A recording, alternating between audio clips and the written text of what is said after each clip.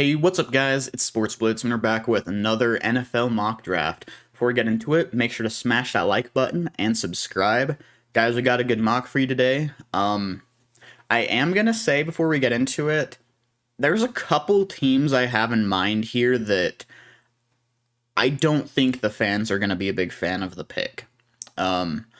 Those teams are the Saints and the Packers. I don't think they're gonna like my picks. So I'm fully prepared to get blasted by Saints and Packers fans, but yeah, let's go ahead and get on into it. So honestly, my first two picks are a lock for me. I I honestly think it's gonna be Hutchinson and KT. I don't see that changing. I think all of the smoke surrounding KT is, well, just smoke. I don't think it actually holds any value. I just don't see how you pass up on a guy like KT. I think he has an insanely high ceiling. And honestly, I think he has even a pretty high floor, to be honest. So I think the Lions would be kind of dumb to pass up on him. But number three, sorry, you can kind of see number four there as well. I have the Texans getting Sauce Gardner, best player available. If he can become, a cornerstone, corner for your franchise, it's going to be an absolute steal of a pick. He's an insanely good corner. I think he could honestly be a franchise level corner both in man and zone. Really, whatever scheme you throw him in, he's just too good. And I think the Texans would be kind of dumb to pass up on him. Number four, those of you guys who have watched my channel for a while know how high I am on Jermaine Johnson. Guys, we're talking like if he reaches his potential that I think he has, he could very well become the best pass rusher in the draft this year. Like, I know I've compared him to Brian Burns, Von Miller, Hassan Reddick, guys like that. If he can reach his potential, he'll be insane. That's just my honest opinion. I love Jermaine Johnson. If I was a Jets fan, I'd be pretty stoked about the pick. Number five, I have the Giants going Evan Neal. I mean, really, he kind of started out playing right tackle, and then, as his time in Alabama went on, he moved over to left tackle, so he can really play either side.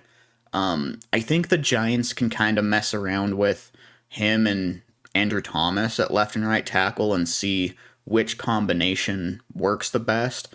But either way, I mean, you have a franchise tackle right here, and, well, I think it'd be perfect. I think it'd help Saquon's production quite a bit. It sounds like they'd want to just surround Daniel Jones with talent and really give him a fair evaluation this year, since really he hasn't really had the talent around him to give him a fair evaluation. So going to number six, I have the Panthers going Malik Willis. I think it's very possible here that the Panthers trade down. I mean, their next pick isn't until the fifth round at 137. And we know with their, pretty new GM, Scott Fitterer, he likes trading back. He likes making trades in general. So I could very well see them trading back here. But when it comes to, their potential franchise quarterback being right here, I'm not sure if they'll pass up on that. I think if Malik Willis were to end up going number two to Detroit, or if another team were to trade in front of the Panthers and take him, yeah, they'd probably trade back. I'm not sure they'd take anybody else at six.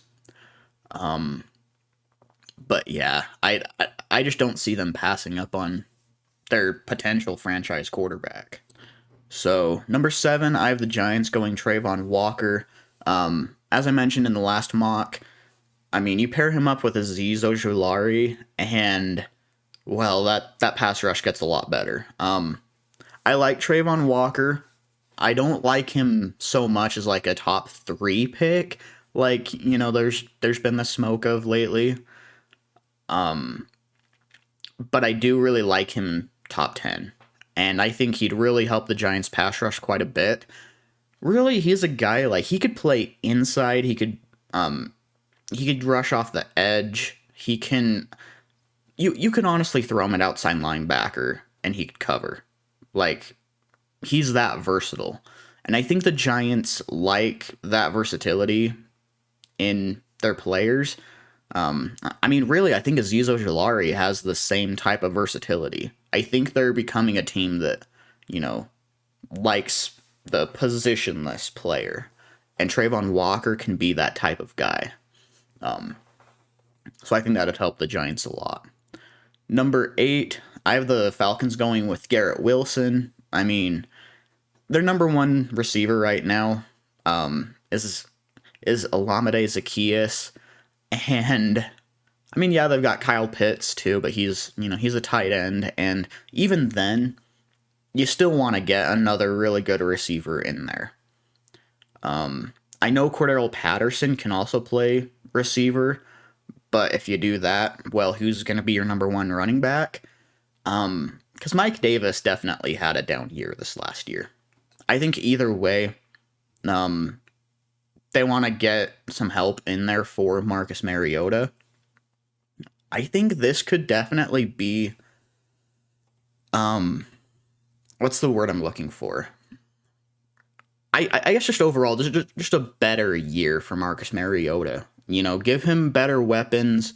I think where he's going to, the Falcons, where Arthur Smith was the Titans' offensive coordinator. He knows Marcus Mariota, and I think where currently if the Falcons were to get Garrett Wilson here, and sorry, I know I'm rambling on. If the Falcons get Garrett Wilson right here and pair him up with Kyle Pitts and Cordero Patterson as well, I think he'll have better weapons than he had in Tennessee at the time of him playing. Because really before, he had Derrick Henry before Henry started, balling out. He had, the Derrick Henry that honestly kind of looked like a bust for a while. And then A.J. Brown for, I don't even remember how many games, just a few. So really, I think Marcus Mariota could definitely take a big step forward with this. I'll stop rambling on that pick now. Seahawks. I'm again going with Ikem Ekwonu here. I was so tempted to go with Charles Cross here. And I know I've explained my opinion on this pick a couple times because I've made it multiple times. But Icky, I think, is overall the best tackle remaining. And really, part of me honestly might even put him above Evan Neal, to be honest. I mean, he's so good. His run blocking is honestly some of the best I've ever seen at the college level. I know we haven't seen a ton of pass blocking snaps from him, but really, I feel like the ones that we have seen are really, really good. I don't think we should, completely not give him a chance just because there's been limited reps there. I think he'll be great with the Seahawks if that's where he goes. Number 10, I have the Jets going at Jameson Williams. Sorry, guys, I know this top 10, I know it's kind of boring. It was the exact same top 10 picks as my last mock, but these are guys like, if I were to predict the top 10 picks like this, these are the 10 I would lock in. Like, these are probably going to be my top 10 picks in my final mock draft.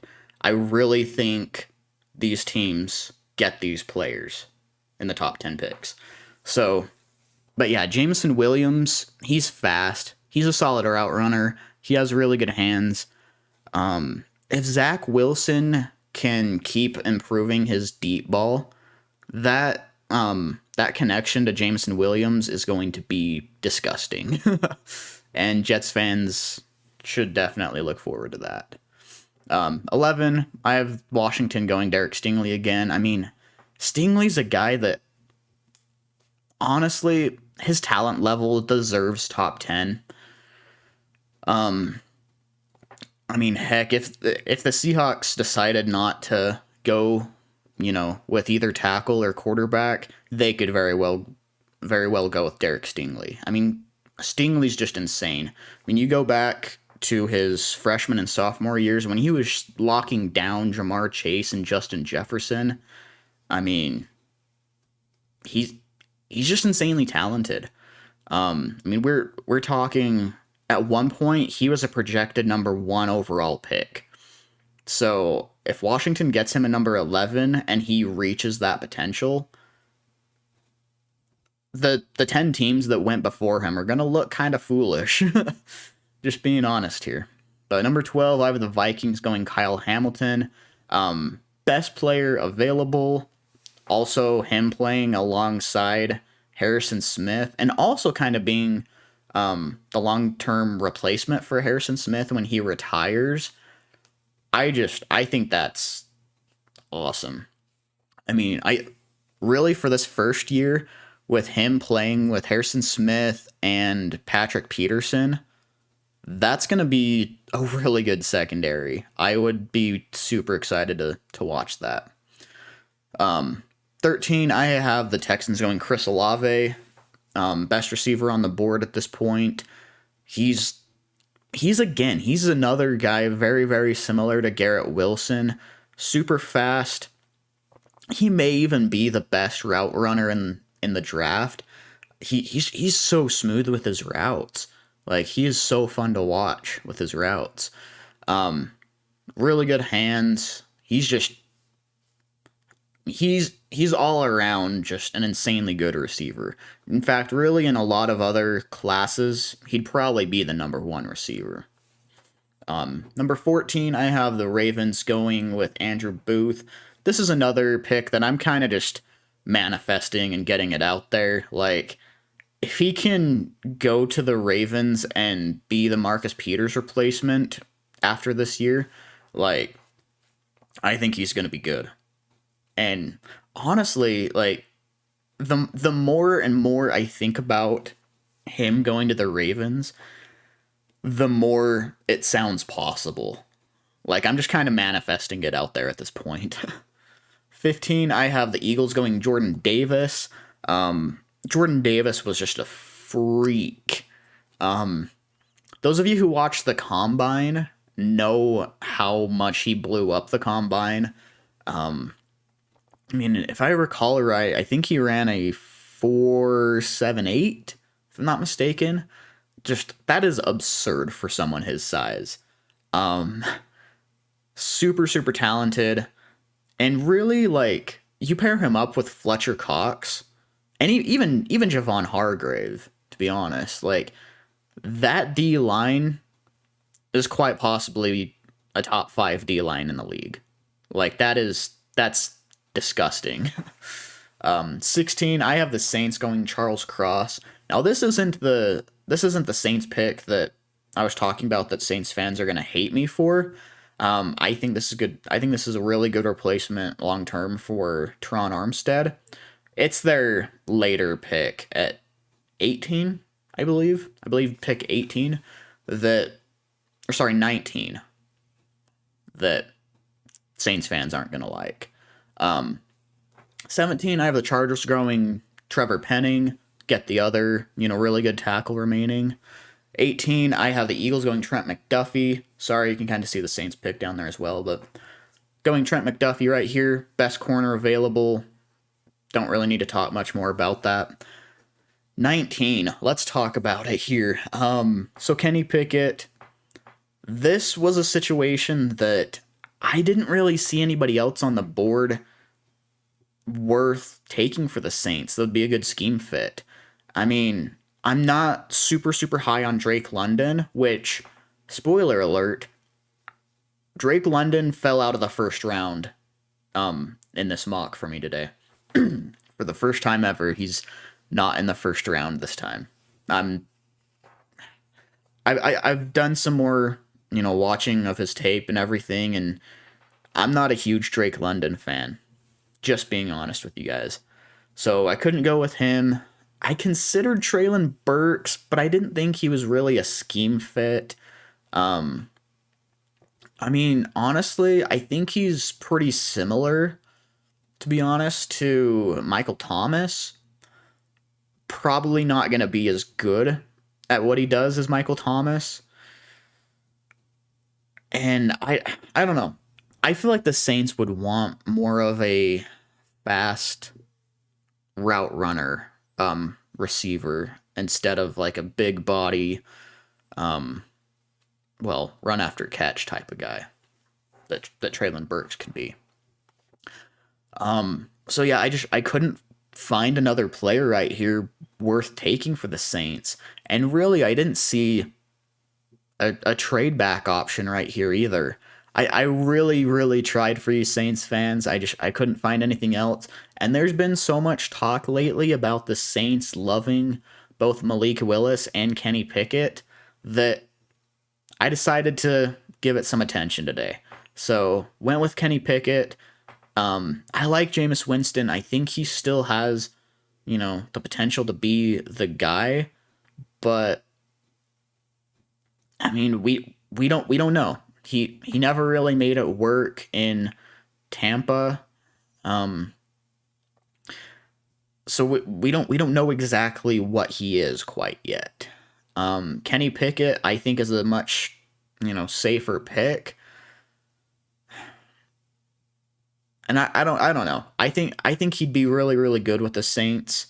This isn't a knock on Kenny Pickett at all. It's more of just I think the Saints should give Jameis Winston a chance, but with how the board has fallen so far and there not really being anybody else I'd want the Saints to pick right here, I wouldn't be mad about it. But I know I'm going to get roasted by Saints fans in the comments. So, 20, I have the Steelers going Zion Johnson. I think they're going to be giving Trubisky a chance this year instead of going quarterback. And really, Zion Johnson's probably the best interior offensive lineman in the draft this year. And, I mean, really, you give Najee Harris some more, or some bigger holes to run through, and he's going to have an insane year. I'm gonna actually say something I don't know if I've actually ever said on camera, but I've been watching Najee Harris's tape since he was a junior in high school. When I was a sophomore in high school, he's only a year older than me. I've watched him since he was at Antioch High School in California and knew that this kid was going to be a star in the NFL one day. And I know you can't really see that a whole lot with high school players, but I definitely saw that with him. I remember him I saw him committing to Alabama and got super excited. When he actually got playing time at Alabama, he looked really, really good. I was like, hey, this kid's definitely going to the NFL one day. And, well, sure enough, he ended up being a first-round pick. I believe it was 24 overall, and balled out as a rookie. So now you give the Steelers a better offensive line now, give him better holes to run through. I think he emerges as a borderline top 5 running back, just being honest. And Zion Johnson, I think, could definitely be a Pro Bowl guard his first year. So going to 21, I have the Patriots going with Devin Lloyd from Utah. This is another player that really, since the combine, so many people have been down on. I know he didn't have quite as good of a combine performance as we expected, but guys, just look at the tape. I mean, he's fast. He flies around. He makes plays everywhere. He can rush the passer, he can cover, he can stop the run. He he can literally do it all. And really, you put him in Bill Belichick's system, he's going to be even better. So, yeah, I don't know. I really like Devin Lloyd. He's another one of my guys, is, what I would call it. 22, I had the Packers going George Karlaftis here. I know Packers fans are going to hate me. They probably already do. Packers draft picks this year have been some of the hardest for me to make. I considered possibly Traylon Burks right here. I couldn't quite decide on it, but I felt like getting George Karlaftis would be, the better pick at this point in the draft. I really thought about it for a solid like 5-10 minutes, trying to find a trade so the Packers could trade back, and I couldn't do it. I couldn't find anything.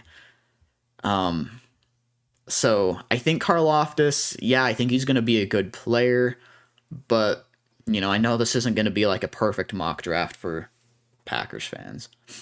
23, I have Cardinals taking Kyrie Elam. I've explained this pick quite a few times, actually. Cowboys, same situation with Tyler Linderbaum. Bills, I actually had going with Devontae Wyatt today.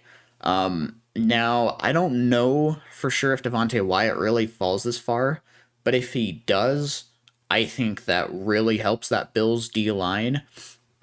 I mean, I'm not sure that I still really love their run defense right now, but I mean, you pair him up with Ed Oliver, AJ Epinesa, Von Miller, who's going to be playing both on the edge and outside linebacker, and just overall, that D line and really front seven in general is going to be really, really good. 26, I have the Titans going with Kenyon Green. This is the long-term Roger Saffold replacement. Really make more holes for Derrick Henry to run through, and I think really I'm not sure who their number 2 running back is right now, but get a solid number 2 running back and just keep making Ryan Tannehill's job as easy as possible. I know it's going to lower some of the production for, guys like AJ Brown and Robert Woods, but just make holes for Derrick Henry and whoever that number 2 running back is, and run the crap out of the ball, and the Titans are going to have a pretty scary offense. 27, I have the Bucks going with Traylon Burks. I mean, yeah, I think it's almost inevitable right now that the Bucks go with wide receiver. I mean, I know they have Mike Evans, I know they have Chris Godwin, but it hasn't really stopped them before. I mean, before they also signed Antonio Brown. So it's very clear they want to get as much firepower on that offense as possible. Different guys being able to do different things. And I like Traylon Burks a lot. I know he's not the consensus number 1 wide receiver for everybody anymore, but he's really good. I know a lot of people have even had him fall into the second round lately. I don't think he's going to fall that far. I think he's going to be really good at what he does. And yeah, I'm excited to watch him. 28, I have the Packers going Jahan Dotson, another guy that hasn't been talked about a whole lot lately, but I think is also going to be really good. He is only like 5'10", I believe, and 180, but he plays a lot bigger than he really is. He's a really good route runner, has really good hands, and man, he's good at jumping up and, attacking the ball. Honestly, I know people are going to call me crazy for this comparison. I kind of look at him as a smaller DeAndre Hopkins. Call me crazy for that. I don't care. I think he's a shorter DeAndre Hopkins. He can jump up and get that ball. And I'm excited to watch him, especially with Aaron Rodgers. That's definitely something to watch for. But 29, I have the Chiefs going with Daxton Hill. I mean, I know they don't have Tyrann Mathieu anymore, but they did sign Justin Reed. But as I've said before, the Chiefs like to run a lot of 3 safety looks. And I mean, they also let go of Daniel Sorensen. Sorry, it's so hard for me to talk today. But I mean, you pair Daxton Hill up with Justin Reed, and suddenly that secondary doesn't look so bad. I'd be excited to see that. 30, I have the Chiefs going David Ajabo. I considered Boye Mafe right here because, I don't know, I've been really, really considering putting Boye Mafe in the first round. Because he's insanely talented. I think he deserves it. I think he's a top 35 prospect. But I decided to go with David Ajabo. I mean, really, he was a borderline, considered top 10 pick, before his injury. So, I mean, if he can be healthy, he's going to be good. He's going to be really good. 31, Bengals going Nakobe Dean. Best player available. I don't see any, blatantly obvious needs for the Bengals. And Dean, I think, is a lot better than people are giving him credit for. I mean, people right now are saying that he's overrated and he's going to be a bust and, he shouldn't even go in the first round anymore. And I think it's nonsense. I've watched the tape, and quite honestly, guys, I don't like listening to the media too much. I think oftentimes the media just puts out, stories to get attention. I don't like listening to that. I think Nakobe Dean will be a really good player for whoever he goes to. And who knows? Maybe I'm wrong. Maybe I eat those words. I'm not saying that I'm going to have, I'm not saying I'm going to be 100% accurate, but I think Nakobe Dean will be good. That is someone that I am betting on. But lastly, I have the Lions going with Jaquan Brisker right here. I mean, I really see the Lions going with defense with both picks. I have had Kenny Pickett going here before. Decided not to today since he went earlier on. I really only see Willis and Pickett being in the first round this year. I don't see any other quarterbacks going first round. And that's not necessarily a knock on guys like Matt Corral, Desmond Ridder, Sam Howell. It's more just the rest of the draft is so stacked this year that even teams that want or need a quarterback decide to go with someone else. So, but yeah, Jaquan Brisker is an absolute beast. I think he'd do really, really well in Dan Campbell's system. And so yeah, that's all I have for you guys today. I know there were a lot of picks I rambled on about today. Sorry, as I love talking football. It's my favorite thing to do. So, yeah, let me know what you thought of the mock in the comment section below. Smash that like button and subscribe, and I'll see you next time. Later.